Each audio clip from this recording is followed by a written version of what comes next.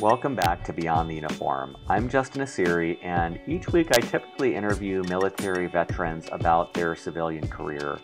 Today is episode number 123 with Dr. Dan Libby, who's created a free resource for veterans that I think everyone will benefit from hearing about today.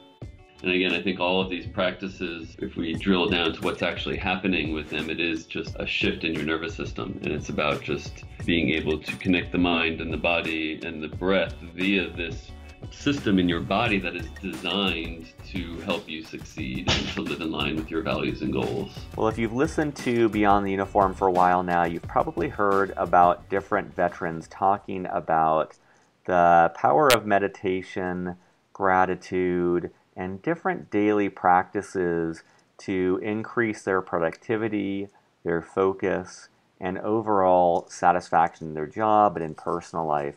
My guest today is not a veteran, but Dr. Dan Libby has created the Veterans Yoga Project, which is an incredible and absolutely free resource for any veteran. So he's going to go through, I love this episode because he provides not just an explanation that's very accessible about gratitude and meditation and yoga, but we actually go through a handful of different exercises. So literally, while listening to today's episode, you can actually try some of these things out. And if you're interested, you can go to the Veterans Yoga Project website and find free resources that you can do virtually online, as well as in-person resources that you can do in your community. So as always, you'll find more resources at beyondtheuniform.io, show notes including links to everything we discussed today. So with that, let's dive into my interview with Dr. Dan Libby.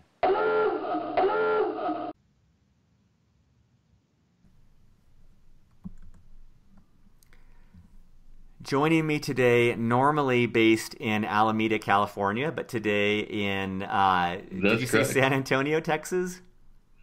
Is Dr. Dan Libby. Dan, thanks so much for joining me and welcome to Beyond the Uniform. Thank you so much for having me. I'm glad to be here.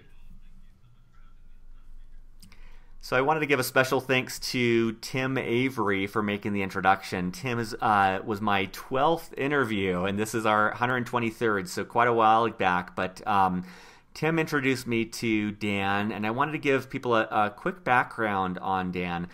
So Dr. Dan Libby is the founder and the executive director of the Veterans Yoga Project. He's empowered veterans and their communities to access healing resources and find resilience both within themselves and through connection with others. He has also enabled yoga teachers and healthcare professionals to share these practices. He is a licensed clinical psychologist and holds a Bachelor's of Science in Psychology from the University of Montana and a Doctor of Philosophy Clinical Psychology from St. John's University. And so I guess maybe first to start things off, Dan, anything to add or amend to that bio? No. Well, I'm sure there would be tons to add, but it seems pretty accurate to me. Awesome. I'm wondering, what was the genesis of starting the Veterans Yoga sure. Project? I have to say it was never my intention to start the Veterans Yoga Project. I'm not a veteran. I never had any real particular interest in working with veterans. My grandfather was a vet and served in World War II in Korea, and my uncle was killed in action in a training accident when he was about 19, and I was just an infant at that point.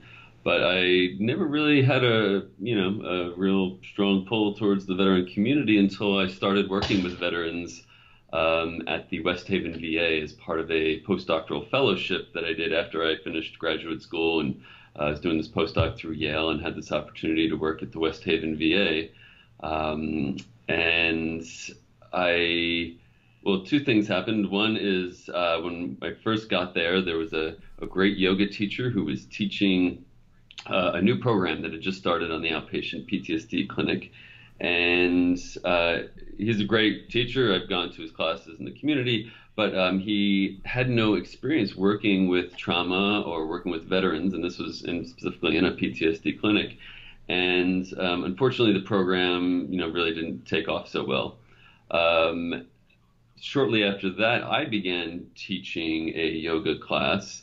And the fourth class that one of my veterans came to, he came in and he said, "Hey, I stopped taking my sleep meds." He said, "Now I can meditate to go to sleep instead of medicate." And that Wow. exactly, wow. And that was the moment. And it just was like, yes, this actually does work. Part of my goal in going to this postdoc was to do some research to find out, like, is this, could this be helpful for post-traumatic stress? And to get my answer sort of after four classes was very, I guess, influential on the path that I took. And so started teaching other yoga teachers a little bit about trauma and a little bit about resilience, a little bit about post-traumatic stress, military culture, and working with veterans. And since 2010, I've trained close to 1,000 yoga teachers and other health professionals in our mindful resilience training, which is sort of the basis for the work that we do, and it includes 5 tools. So a lot of people have a lot of different ideas about what yoga is, and there's a lot of different definitions, a lot of different lineages and branches and brands and definitions of yoga. But for us in this context, when we're talking about mindful resilience, it's about 5 tools that basically help us live in line with our values and goals. And so breathing practices, meditation, mindful movement, which is a little bit more like what people think of when they think of yoga, guided rest and yoga nidra practices, and then the 5th tool being gratitude. And in my experience, the veterans were just like the gentleman who came to that 4th class. In my experience over these past 7 years, I have found that the veterans I work with who practice these tools, they recover more quickly from trauma-related, challenges. They're able to engage with their other mental health treatments more easily, and it really helps veterans move from post-traumatic stress through to post-traumatic growth. And even if you're not somebody who's dealing with post-traumatic stress, being able to have better self-mastery in the face of all of life's, ordinary and extraordinary challenges.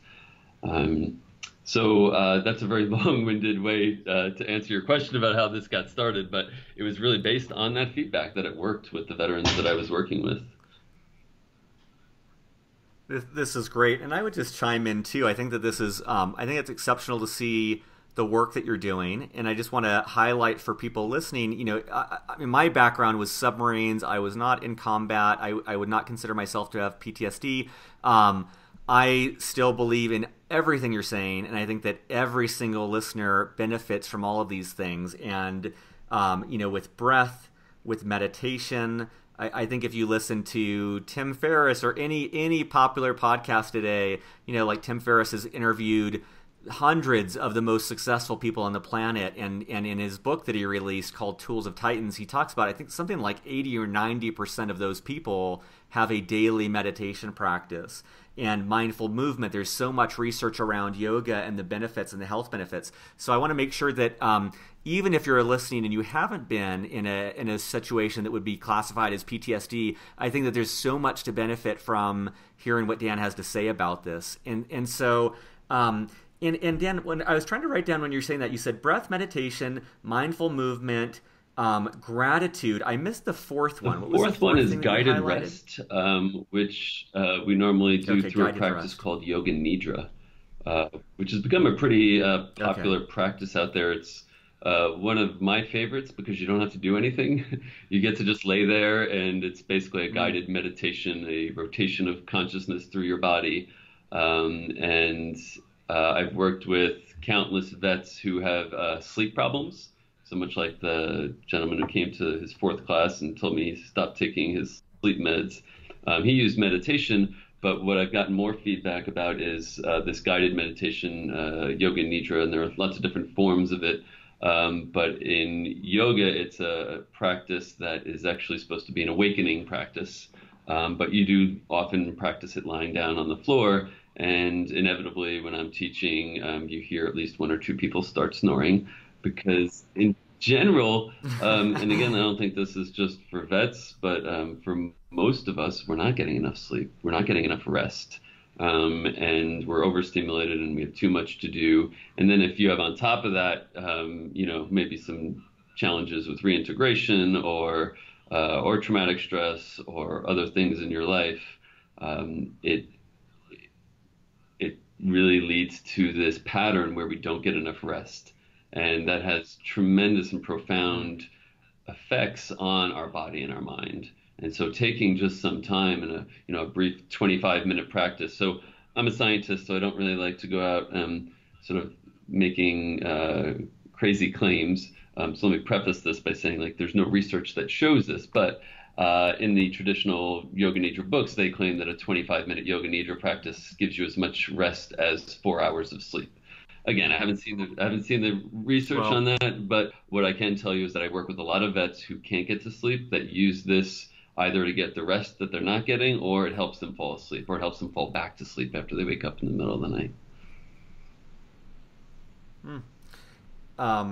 I love that thought. I think we are all sleep deprived. I've done a couple of these like week long or more silent meditation retreats, and every single time I think my experience and most of the people around me is that the first 2 or 3 days you just start to notice how much fatigue you have, and when you separate out all, like you said, all that stimulation of phones and TV and internet and all this stuff, you take that all out and you start to realize, like, oh man, we're all just like constantly on the edge of exhaustion. And so I can imagine as people start to do this work, they do fall asleep in their class because they're just letting themselves really relax and really really which is unwind a little not bit. something we normally schedule in. I mean, if you look at sort of warrior cultures, right, the idea is that you want to be amped and ready to go and ready to sort of meet your mission and do what you have to do, but that's not sustainable. The physiology of the body can't just sustain a go, go, go, go, go. You have to also take that time to rest. And that way, when you do go, go, go, you can do so more effectively. And so, so most of the practices we do are not sort of what most mainstream people think of when they think of the word yoga, right? Very often we think of these very physical practices, right, which is one of those 5 tools, which can be great. But focusing on these other 4 tools as a way to self-regulate, to be able to control my mind and control my body, and to have some feeling of comfort in my own skin, even in the midst of, life's challenges. I love this, and I love the way that you've broken down the different aspects of your work. I'm wondering, could we actually zoom in just for a second on gratitude? And I'm wondering if there is something you could share about gratitude and why it's important for veterans. And I'm wondering if there's even like a practice or experiential component or something that we could actually do with gratitude to make it a little bit more concrete for someone listening. So gratitude is one of those practices that I guess has been more effective than I had originally thought. And there are there's some good research showing that when you engage in a gratitude practice, and there are several things out there. They've done studies, for example, if you spend a few minutes writing down at night the things that you were grateful for today, right, that leads to an increase in your psychological well-being, your general level of happiness, etc. I do that. I've heard that. I was so skeptical, and I've heard that from so many different sources and so many different types of people, and heard about all these different research on it. That's literally something I've committed to recently, is every single day writing down 3 things that I'm grateful for. And it seems like there's a tremendous body of research now that shows it's just like it's like a muscle that you build, and you start to use gratitude in that way. And I think that's great that you're highlighting from a just that. sort of a cognitive perspective, right? In some ways, and it's certainly possible for us to feel many ways about one thing, and but if you can get in touch with that sensation and that feeling of gratitude, at least for that one moment, right? In that moment, you are not also simultaneously lacking something. And most of us sort of go around in our everyday life and we're lacking this and we need to do this and we're striving to get that. And when we take a moment to just appreciate what we do have, and even if it's, if you're having a crappy day and you can't really feel grateful for very much, right? I can feel grateful for, the person who built the chair that I'm sitting in, or the person who picked the blueberry that was in my yogurt this morning. You can usually find something your favorite color, something to be grateful about. In that moment, you can't simultaneously be seeking something else. And, and there's other research showing gratitude, how it affects the autonomic nervous system. And again, I think all of these practices, if we drill down to what's actually happening with them, it is just a shift in your nervous system. And it's about just being able to connect the mind and the body and the breath via this system in your body that is designed to help you succeed and to live in line with your values and goals. How would you? I'm also realizing as you say that, I'm just wondering if I'm not sure how familiar the average listener is with even the concept of meditation. And when you work with veterans, how do you explain what meditation is? So maybe we can do a very quick little meditation practice right here. I'll invite you, Justin, to bring all of your attention right to the tips of your nostrils, right where the breath exits and enters the body. Right, you can do that. You can bring your attention there and notice the physical sensations, maybe. So I'm going to invite you just to maintain your attention on those sensations for maybe 2 breaths.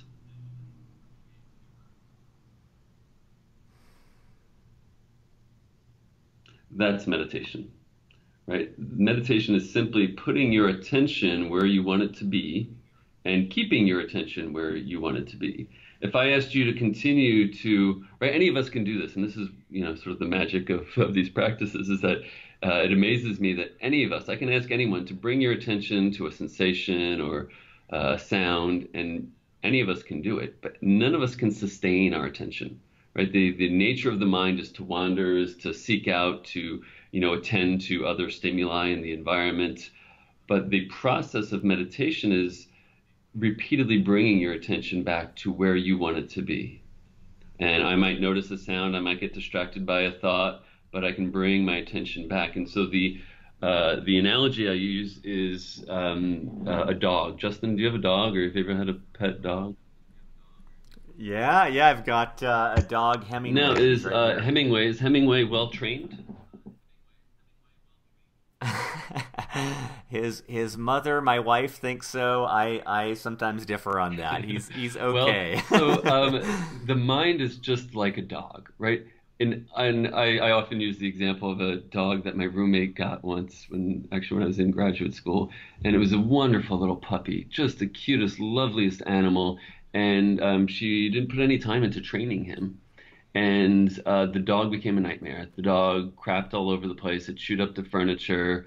It was really just sad. And that animal became a liability, right? It became something that was working against her owner, right? And a well-trained dog, on the other hand, right, is an asset to an owner, right? You can train a dog to give you comfort, to protect you, to go fetch a newspaper off the stoop. You can have that animal be either an asset or a liability. And I think the mind is very similar, that for many of us, it's our own minds that drive us crazy, that, give us distress and cause us anxiety. And many of the times you can say that it's because our mind hasn't been properly trained.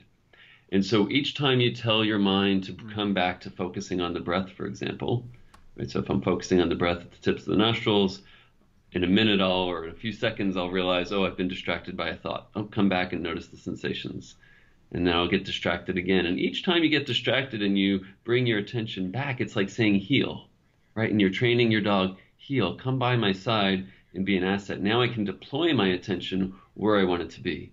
So if I'm hanging out at home with my family, I can actually be in the moment and give my attention to my family instead of, being compelled to look at my iPhone or to look at this or, I'm having anxiety about this or that.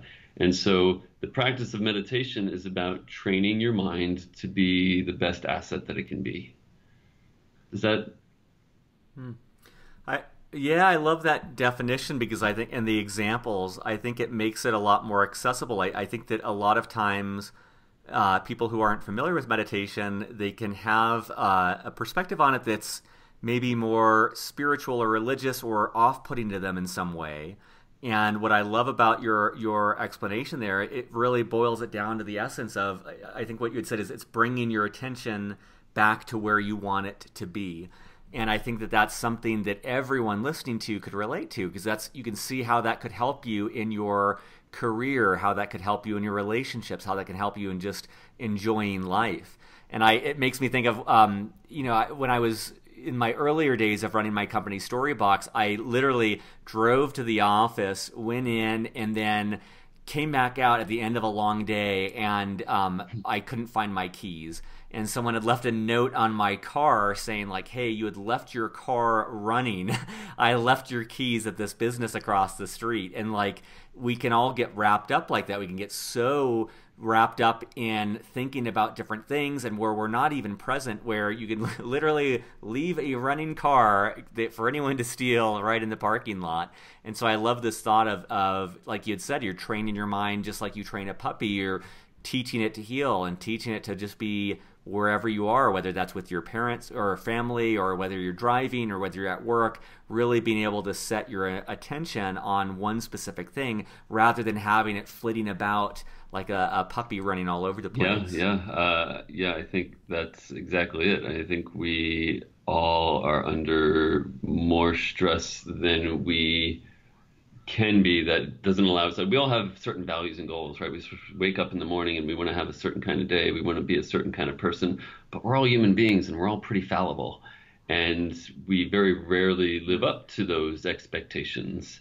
And so being able to, at the same time, right, part of meditation isn't just about controlling your attention, but it's also about accepting the fact that you can't control your attention and that we are biologically wired so that we are going to get distracted, because that's actually how the brain and the nervous system works. So it's sort of this paradoxical. At the same time, we're going to, bring our attention back and focus on the breath, for example, but also accept the fact and welcome the fact that when we start to quiet down, when we start to slow the mind down, some of the things that we've been avoiding thinking about, or some of the feelings we've been avoiding, those can arise, and all of a sudden you see those there.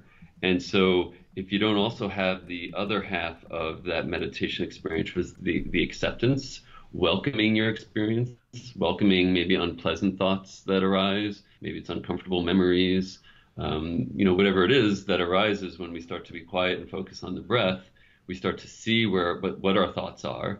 We notice that they're just thoughts and that they come and go, and that we can welcome that experience without attaching to them. And then all of a sudden, those distressing thoughts, memories, etc., they don't have quite as much pull on you. And they're just sort of part of your experience, but they don't necessarily influence your next behavioral action. Your next behavioral action is still going to be in line with your values and goals, instead of being pulled and hooked to sort of compulsively act in a habitual way.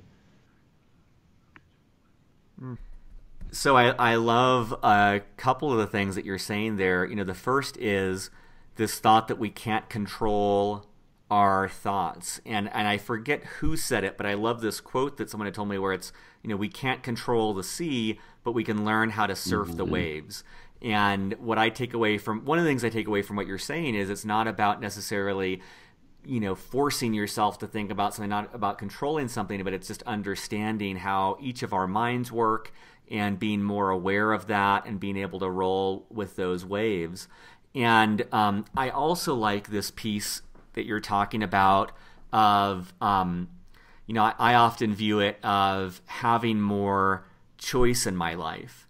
And I think the more that I meditate, the more I realize how much of my life is on autopilot, and where it's literally I get a stimulus and I respond, and there's no choice in that. I'm just literally I'm driving, someone cuts me off, and I'm screaming at them. It's like an automatic knee-jerk reaction.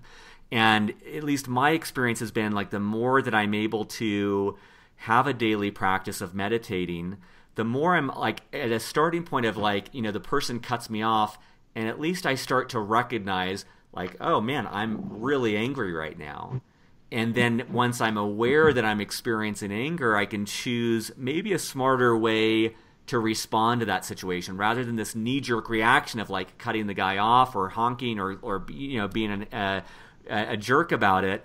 I can choose, like, maybe there's a better way for me to respond that's going to make me happier, like maybe letting it go. And so I don't know if that matches what you're saying, but it's kind of this thought of like starting to recognize how much we're just responding and reacting to things, and trying to develop a little bit more of a muscle to choose how we want to exactly. respond. But what I would argue is that that's a lot harder, a lot easier said than done. And that our nervous systems, again, are, and this is what's great about science, is we've learned how our bodies work. And we've learned that when that person cuts you off in traffic, right, your nervous system switches, right? Your ability to have more choice and to have freedom of choice is based on your physiology, right? The thoughts that you have available to you, the behaviors in your sort of repertoire are directly based on your physiology. So if your physiology is stuck in a sympathetic nervous system mode, meaning that you're in that fight or flight response, you're sort of high stress, you are going to have less of a thought behavior repertoire. You're going to have less choice, and you're going to be compelled to, maybe cut that guy off in traffic, give him the finger, worse, run him off the road, yell at your kids when you get home, whatever it is, however it is that you then behaviorally, instinctually, habitually express that frustration. It's a habitual thing, and we're hardwired to do that. The key is that, you want to have these meditation practices to bring your attention back and sort of accept things, because that's going to help.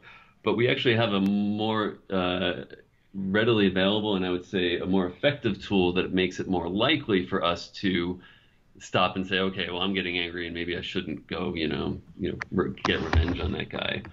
And that very simply has to do with your breath. And that's why it's the first of our 5 tools. So when we breathe, right, I asked you a few minutes ago to pay attention to the sensations of your breath. What I'll ask you to do now is maybe take a few breaths, but maybe let your exhale be twice as long as your inhale. So, for example, maybe if we do it together, we can inhale for a count of inhale 1, 2, 3, 4. And then you can exhale for a count of 8, 7, 6, 5, 4, 3, 2, 1. And then you can do another one. Inhale.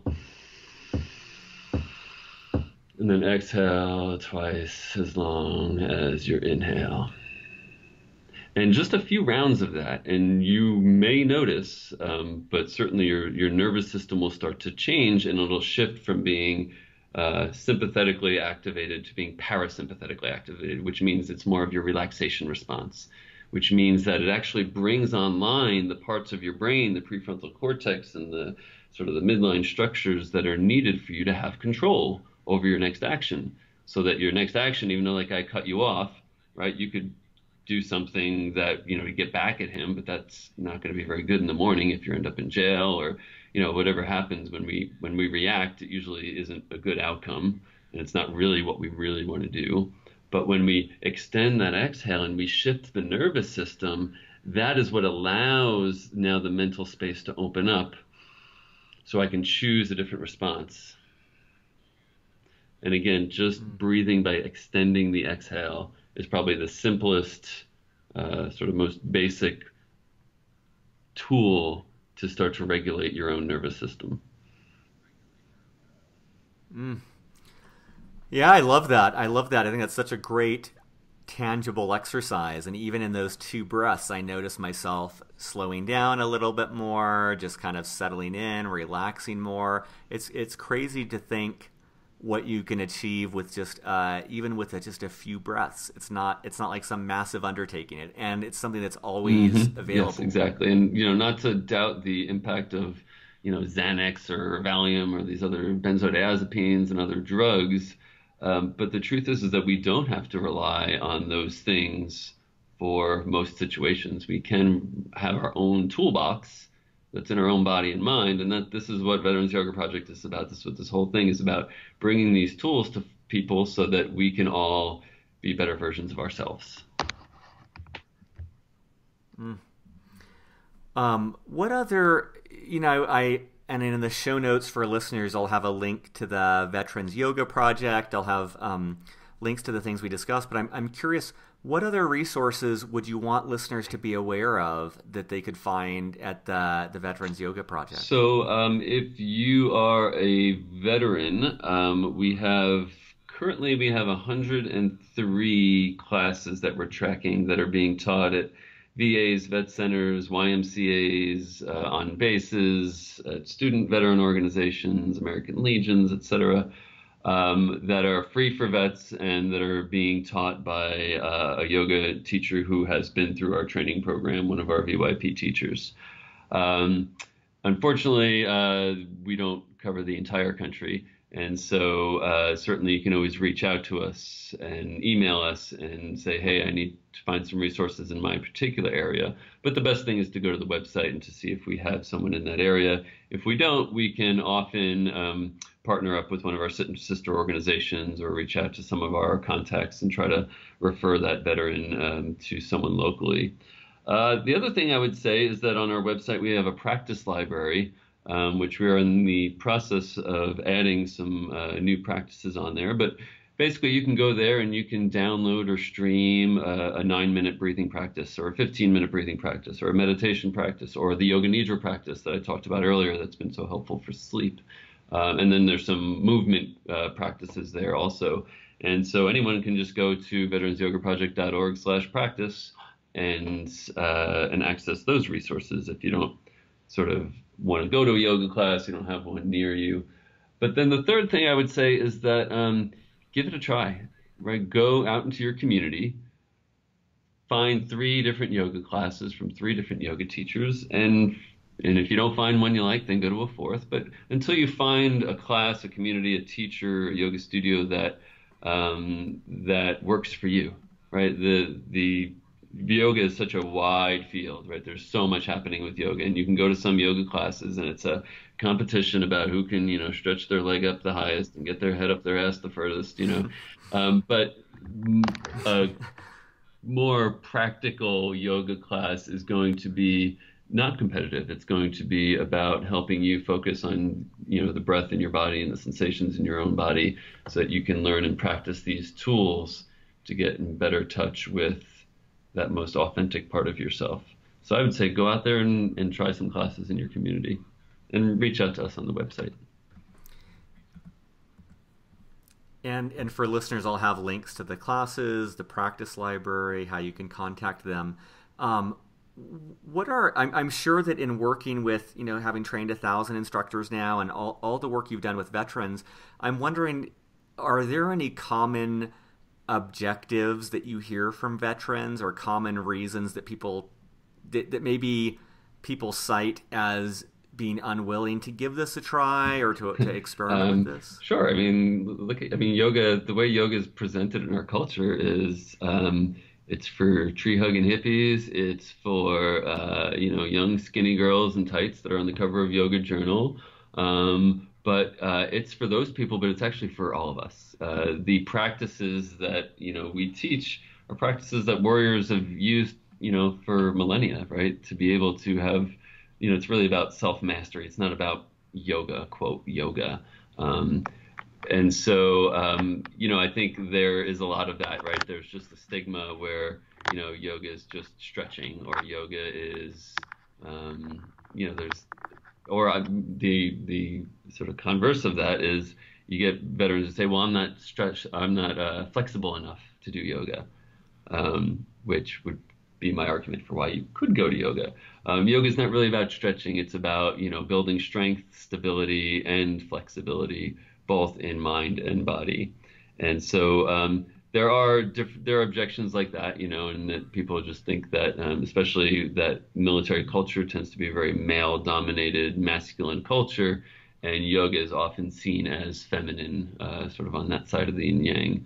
And so that's probably the biggest sort of objection that people have to come up against. But pretty much if you have that one taste of a practice that makes you feel better, that helps you sleep, and you've been having trouble sleeping or pain. So we just did an analysis of over 1,200 visits by veterans to 8 different yoga classes that were happening at the Northport VA. In over 1,200 visits, veterans left the class in less pain, I want to say 82% of the time. And sometimes that's, 1 point on a 10-point scale. Sometimes that's 5 points on a 10-point scale. And so once a veteran feels better because they did this practice, any worries about, stigma or, impressions or whatever ideas they had about what yoga is sort of gets thrown out the door. What about Veterans Gratitude Week? What would you So want Veterans listeners to know about Gratitude that? Week is the event that we use to help fund and support our veterans classes. So I mentioned we have 103 classes that we're tracking. A lot of these are volunteers. Some of those classes we're paying for out of the money that we raise from grants or donations. Some of those classes, the teachers are being paid by other organizations. A few are even getting paid by the VA now. So Veterans Gratitude Week started out as 12 or 14 yoga teachers sitting around a bonfire wanting to do something to support the organization. And so they were all going to teach one donation-based class on Veterans Day. That started out as an idea with 14 teachers, and it has grown now. Last year we had 425 classes across 46 states, where we had thousands of civilians and veterans just come together and do one yoga class and have gratitude for veterans be the theme, and raise a little bit of awareness of, there are, most veterans don't have a major mental health condition, right? But a very large minority do have difficulties with reintegration, who are having really significant issues with traumatic brain injury and post-traumatic stress. And we want to raise awareness for the fact that, right, there's still, what's the latest statistics, 20 suicides a day. That's outrageous. And so if we can get the community to be more aware of that, and to help actually, sort of put their money where their mouth is and help support programs that are helping those veterans, then I think that's a wonderful thing. And it's been a wonderful, we get a lot of just great stories back from yoga teachers, from veterans who may have gone to their first class through this event.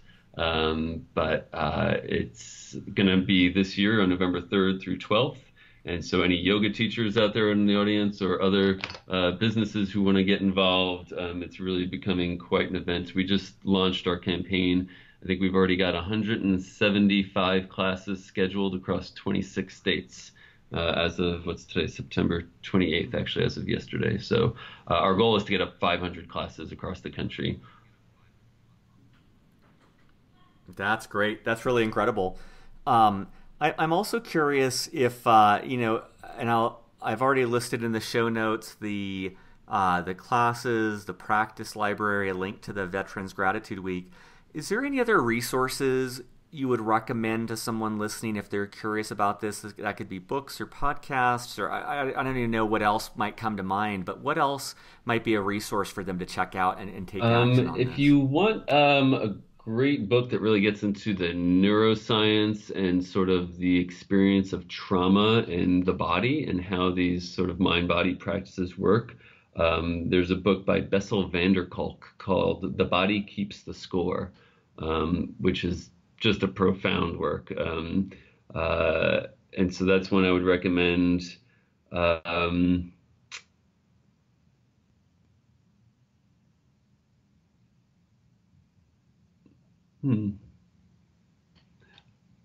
Other resources specifically about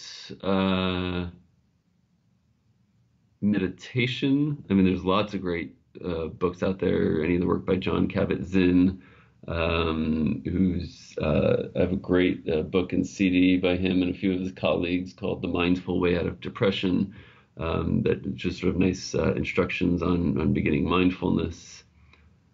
I would say that there's so much out there, and to get referrals from those and find out who in your local community is doing this kind of work, and try to find some practices that way as well. This is great. Well, I always like to keep the last question more open-ended, and that's just, recognizing I've asked some specific questions I thought would help our listeners, but also there might be some things you want to talk about that we haven't covered already. So I'd love to just kind of yield the last couple minutes over to you to share any final words of wisdom or final thoughts with listeners. Yeah, thank you. And thanks for having me on today. I love talking about this work. It's, like I said at the beginning of the podcast, this is not anything I had ever intended to do.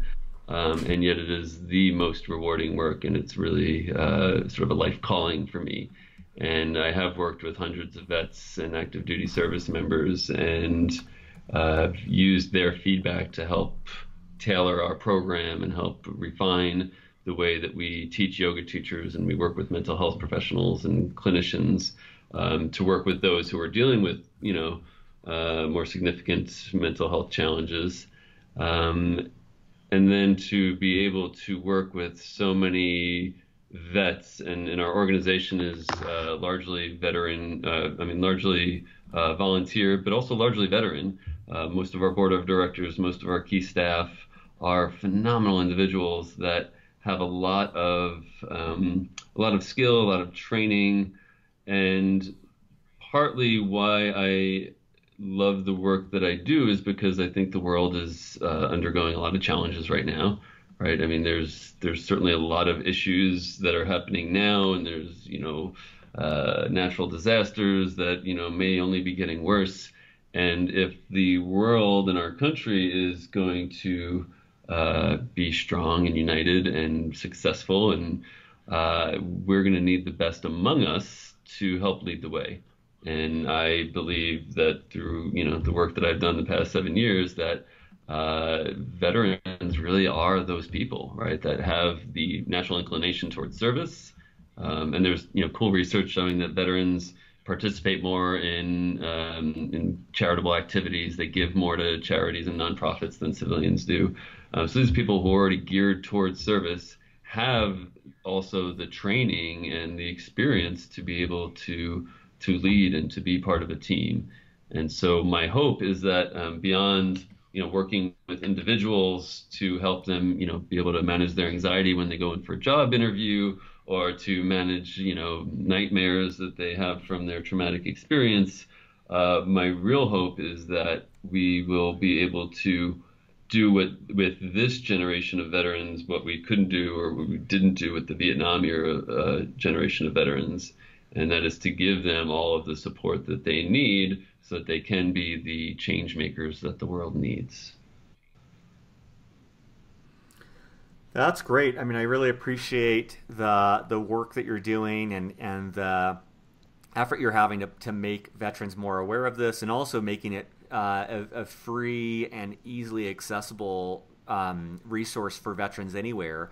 And for those listening, whether it's whether you're stationed overseas and you can only access the practice library that's on their website, or whether you're in an area where they offer a class, or if you reach out to them directly and ask for a recommendation of a studio in your area or a resource in your area that you can take advantage of.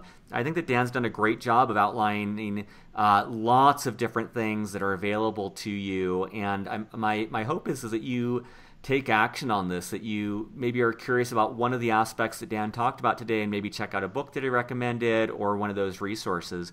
But Dan, I really appreciate both your time today, but also the work that you're just doing for the veteran community. Well, thank you very much. And can I maybe leave off because we what I'd like to do is maybe just a quick little gratitude practice to end us off, and also just to put a request out there for any vets who are listening who do practice, that have a meditation or yoga practice, that maybe they get in touch with us and let us know how that practice has worked for them, and tell us a little bit about your story.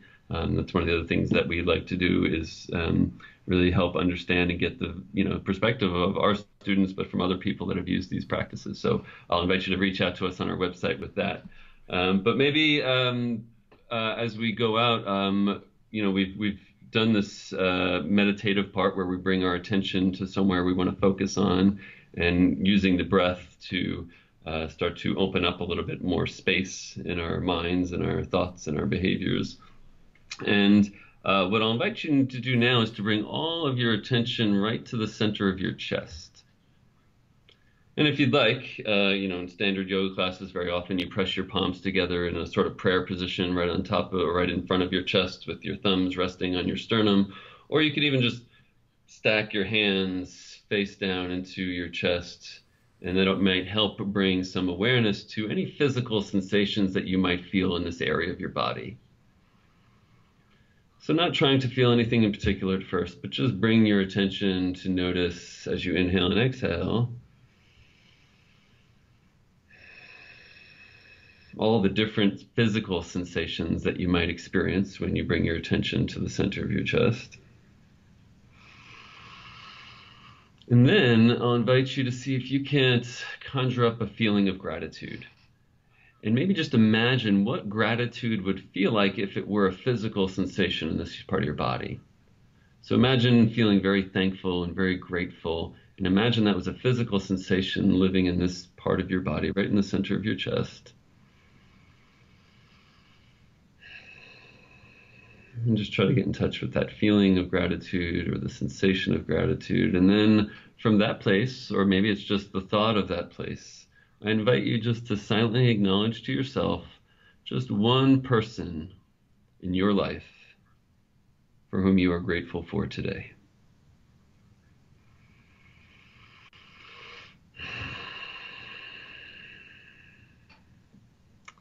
Thank you very much, Justin, for having me on. I'm very grateful for the work that you're doing. Thank you, Dan. I appreciate it. Surface, surface, surface. Thanks for listening. I hope you do check out the Veterans Yoga Project and Dan's work. If you like this interview format, definitely let me know. We'll do more interviews like this. If you haven't already, a positive review on iTunes would be greatly appreciated. If you know of any ways in which to get this resource in front of more veterans, trying to find ways to get beyond the uniform out to more active duty members of the armed forces and transition veterans to help them in their civilian career. And then lastly, if you haven't already signed up for our newsletter at beyondtheuniform.io/newsletter, definitely check that out. Doing more and more work with the newsletter now. Take care, have a great week, and we'll be back with more interviews with veterans about their civilian career next week.